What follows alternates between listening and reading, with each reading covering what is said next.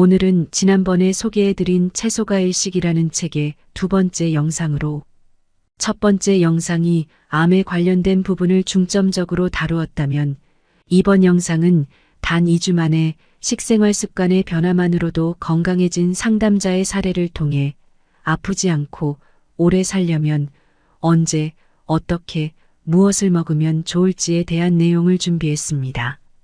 그럼 책 속으로 들어가 보겠습니다. 올바른 아침 식사법. 아침에는 무조건 채소가 일식만 해야 한다. 우리는 언제부터 하루 세 끼를 먹어오기 시작했을까? 특히 자라나는 청소년의 아침 식사가 중요하다는 인식은 누가 만든 것일까? 아침에 우유와 시리얼로 시작을 하면 정말 몸에 좋은 건지 이제는 따져봐야 한다. 음식의 섭취, 소화, 흡수, 배출되는 주기를 8시간으로 나눈 3대 주기를 알아야 한다. 섭취, 동화, 배출 주기다. 아침은 밤사이 소화와 흡수를 마치고 남은 노폐물과 독소를 배출하는 중요한 시기다. 무거운 아침 식사는 독소 배출에 사용될 에너지를 쓰지 못하게 만든다. 낮 12시까지는 과일과 과일 주스만 먹도록 한다. 아침 식사는 꼭 필요한 걸까? 인생에 있어 마지막 다이어트라며 찾아온 상담자다. 식욕 억제제부터 모든 다이어트 건강기능식품을 먹었고 지방흡입 수술까지 한 30대 여성이다. 기존의 패턴은 한 달 동안 미친 듯이 살을 빼 15에서 20kg을 감량을 하는 것이다. 그리고 3, 4개월 후에 20kg이 다시 찌는 걸 반복해 어느새 90kg이 되었다. 비만의 가장 큰 이유는 새끼니 폭식과 야식이었다. 만성변비로 변비약 없이는 정상적인 배변 활동이 어려운 상태였다. 식생활 습관의 변화로 아침에는 채소가 일식만 하게 했다. 점심, 저녁 식전에는 채소가 일식을 하게 했다. 폭식과 야식이 줄어들고 변비 증상이 없어지는데 정확히 3주가 걸렸다. 3개월 후에도 여전히 70kg을 유지했다. 오래전부터 TV에서 볼 수 있는 식품 광고 중 하나가 시리얼이다. 시간이 지나도 광고 형식은 바뀌지 않는 게 있다. 아이나 엄마가 등장하고 우유와 함께 시리얼로 하루를 시작하는 것이다. 심지어 엄마가 소중한 아이에게 행복한 아침을 시작하게 해주는 것이라는 환상적인 메시지를 삽입한다. 이 얼마나 철저하게 상업적인 광고인가. 나의 부모 역시 현란하고 철저한 계산에 의해 제작된 상술에 속으셨다. 어렸을 적 내내 아침뿐만 아니라 점심 오후 심지어 야식으로 배고플 때면 언제나 우유에 시리얼을 먹었으니 말이다. 설탕과 각종 화학 첨가제, 유전자 변형된 밀로 가득한 제품을 맛있게 몸에 좋은 줄로만 알고 먹었다. 아토피인 자녀와 방문한 부모에게 아침 식사를 채소과일로 바꾸라고 조언을 한다. 공부하는 학생들은 아침밥이 중요하다고 하던데 아닌가요라고 되묻는다. 많은 직장인들이 아침을 거른다. 시간이 없어서도 있지만 더 정확히는 아침밥을 챙겨주는 엄마와 함께 살지 않기 때문이다. 직장인들이 학생보다 뇌 에너지를 덜 사용할 리는 없다. 아침을 먹으면 속이 거북해 모닝커피 한 잔으로 대체하는 직장인이 많다. 학창시절 엄마가 챙겨주는 아침을 먹을 때는 만성피로와 소화불량에 시달렸다. 대학에 진학하고 독립을 하면서 자연스레 아점을 먹는 것에 익숙해진다. 몸은 도리어 더 가벼워짐을 느낀다. 한국에서의 수능시험일은 거의 국가 비상사태다. 관공서를 포함한 금융권까지 출근 시간을 늦춘다. 외국어 듣기 평가 시간에 맞추어서는 항공기의 이착륙까지 조정한다. 수능 당일 컨디션 조절하는 방법 중 아침과 점심 식사에 관한 전문가의 조언은 항상 등장한다. 평소 아침 식사는 뇌의 에너지원인 포도당을 공급해주기 위해 반드시 챙겨 먹으라고 한다. 수능일에는 너무 무거운 식단보다는 가볍게 과일과 같은 소화가 잘 되는 음식들로 먹기를 권한다. 식사를 통해 소화시키는데 사용되는 에너지가 엄청나다는 사실을 이미 전문가들도 다 알고 있는 거다. 누구를 위해 아침 식사를 꼭 먹어왔는지 생각해 볼 필요가 있다. 섭취, 동화, 배출 주기를 이해하기. 전통의학과 현대의학은 통합의학이라는 이름으로 의료 현장에서 사용되고 있다. 수천 년간 인간의 몸을 관찰하고 기록한 전통의학에서 얻어야 할 것이 분명 있기 때문이다. 인간의 몸이 움직이는 주기에 대한 이해도 같아졌다.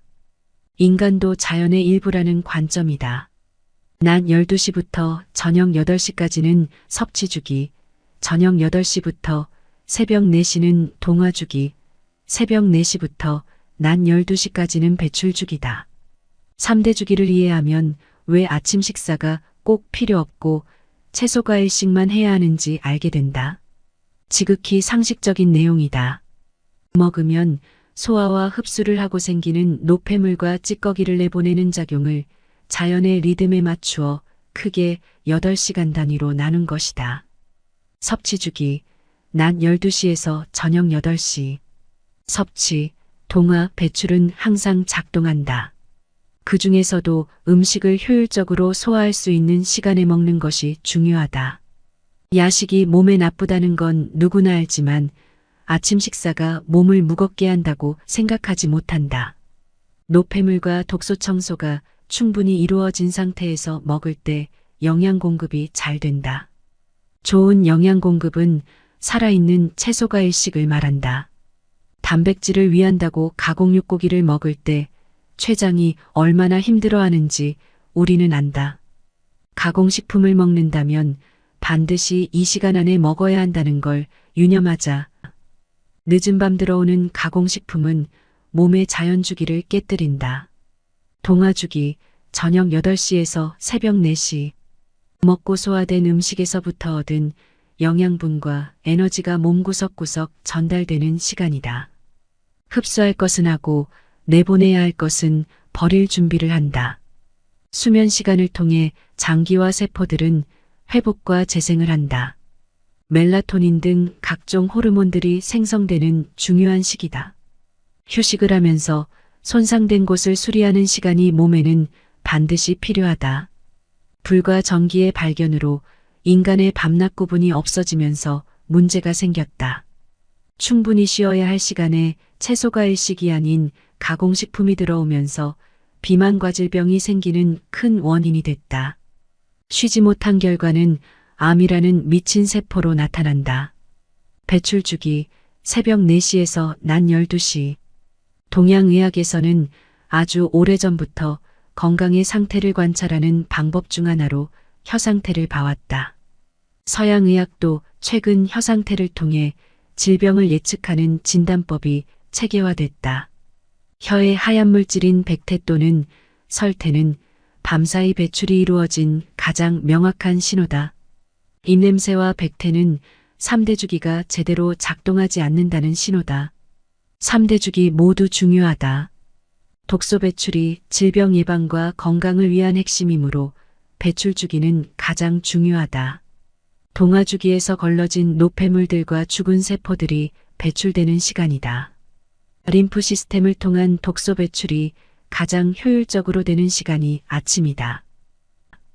아침 식사 습관에 관한 조언.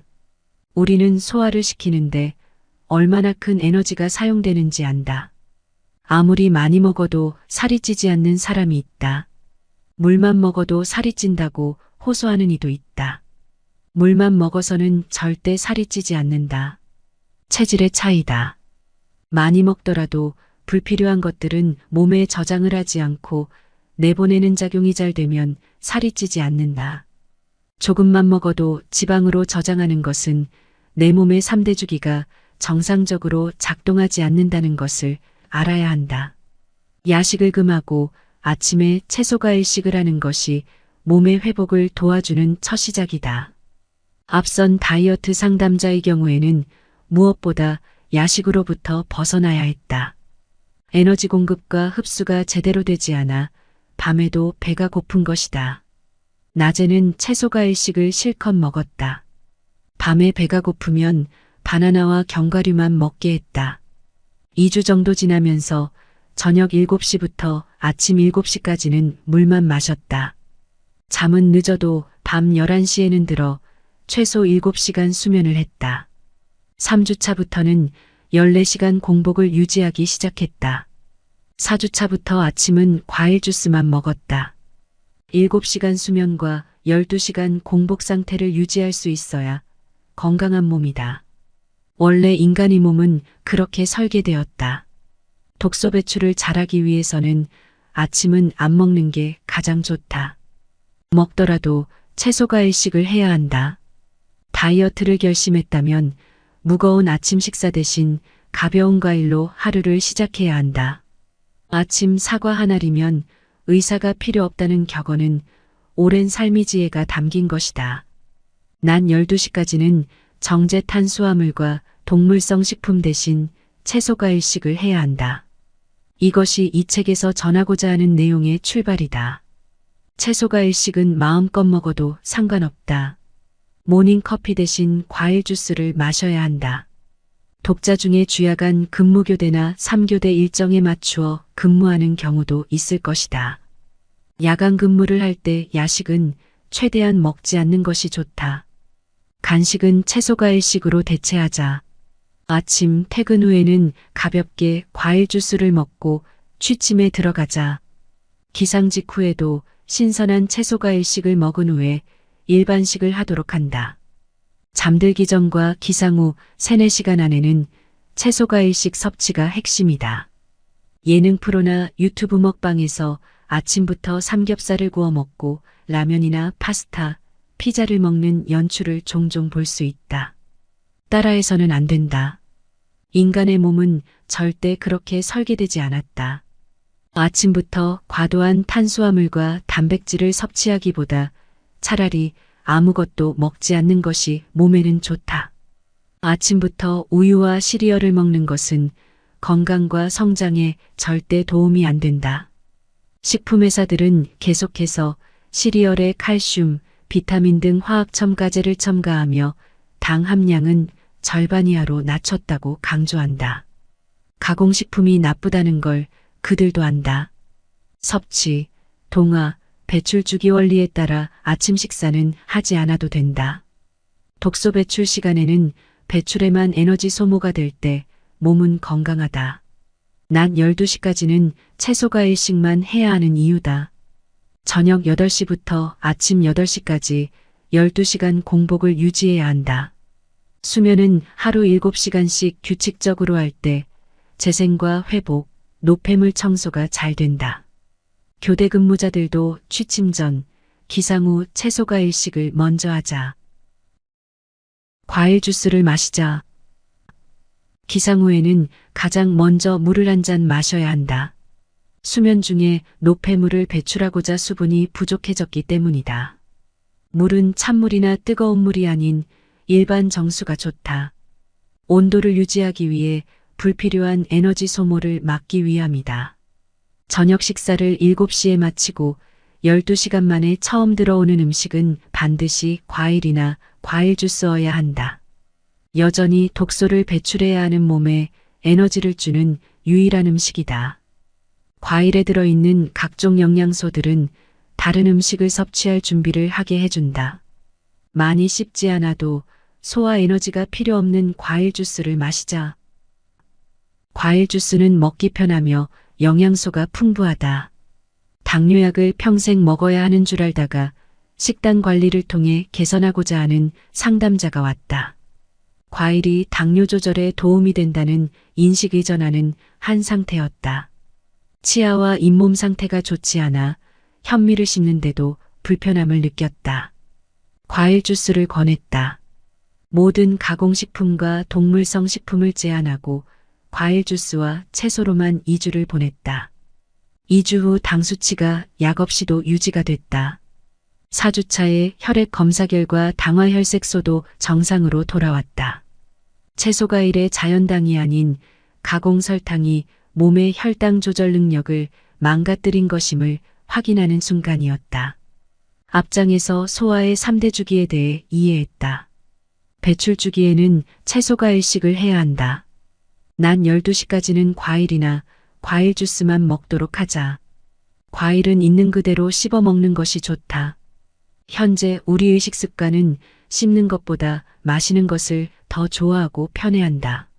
아무리 아침 사과가 좋아도 먹지 않으면 의미가 없다.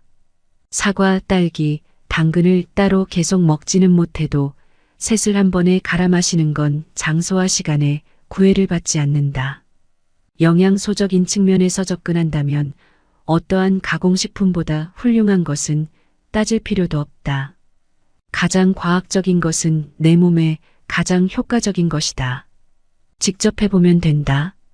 그냥 채소가 일식을 아침에 하는 것보다 과일 주스는 오랫동안 지속할 수 있다.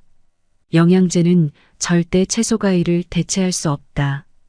과일에는 중요하다고 알려진 영양소 외에도 많은 미량 영양소가 있기 때문이다.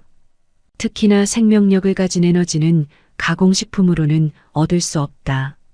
스트레스를 받거나 화가 나는 상황에 물을 마시면 진정되는 효과가 있다.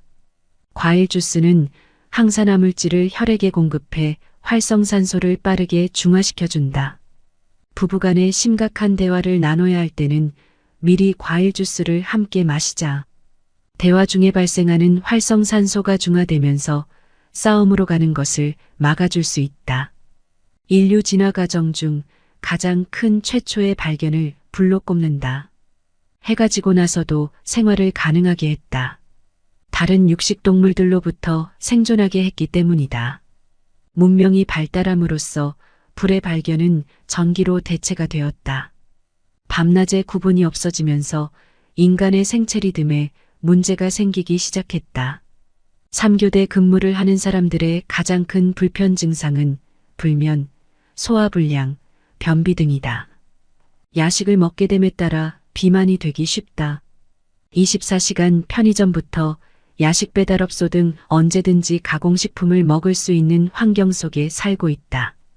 먹고 난 후 몸의 노폐물과 음식 찌꺼기를 제거하는 활동에 문제가 생겼다. 아침에는 무조건 과일 주스를 먹고 하루를 시작하자. 몸의 균형이 회복된다. 과일 주스를 효과적으로 먹는 방법. 물도 꼭꼭 씹어 먹으라는 옛말이 있다. 그만큼 씹는 행위가 주는 영향이 크다. 침을 충분히 나오게 하는 것이 췌장에까지 영향을 주는 원리를 이해했다. 현대의학은 아직 암의 원인을 정확히 모른다.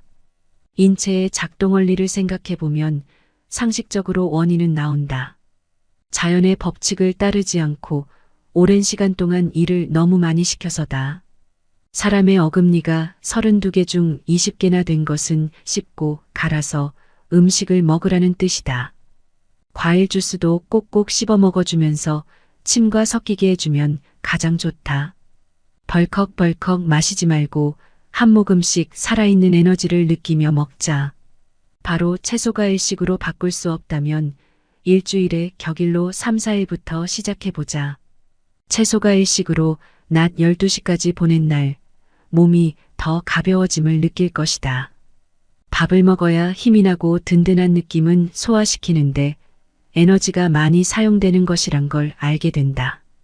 과일 주스는 아무리 많이 먹어도 괜찮다. 내 몸이 원하는 대로 얼마든지 먹어도 좋다. 실제로 한 번에 500ml 이상 마시기 쉽지 않다. 배출 주기를 가장 효율적으로 보내면서 몸은 놀라울 만큼 에너지가 넘치기 시작한다. 섭취와 동화 주기 과정도 에너지 낭비를 하지 않고 이뤄진다. 주스를 만들어 먹을 때 알면 흡수에 더 좋은 것도 있다. 당근의 경우는 베타카로틴이라는 성분이 많이 포함되어 있다. 수용성, 즉 물에 잘 녹는 성분이 아니라서 흡수가 잘 안 된다. 당근 자체로만 주스를 만들지 말고 사과나 딸기와 함께 주스를 만들어주면 좋다. 토마토도 마찬가지다. 주스를 만들 때는 설탕이나 다른 어떠한 첨가제도 넣어서는 안 된다. 과일 주스는 절대 가공되어 판매하는 것을 사서 먹으면 안 된다. 열로 살균 처리가 되어 영양소와 생명력이 이미 사라져 있다. 살아있는 과일은 절대 인간의 몸을 해하지 않는다. 사과는 껍질째 먹는 것이 좋다. 주스를 만들 때도 껍질째 넣어야 한다. 농약 부분이 염려될 것이다. 대부분의 농약은 사용 후 2주 내에 자연적으로 분해된다. 잔류 농약도 세척 과정에서 물에 씻겨 사라진다. 식초나 소금물에 세척할 때와 물에 그냥 했을 때 차이가 거의 없다. 소금물이나 식초에 의해 영양소가 파괴될 수 있다. 물에 1분 정도 담갔다가 흐르는 물에 씻어주면 된다. 사과의 꼭지가 움푹 들어간 부분은 잔류 농약이 있을 수 있으므로 제외한다. 딸기 역시 꼭지는 먹거나 주스에 넣지 않는다. 그 어떤 영양제보다 과일 주스가 더 몸에 좋다. 과일 주스를 시작할 때 알아야 할 사항. 과일이나 과일 주스를 먹기 시작하면서 속이 더부룩하게 느껴질 수 있다.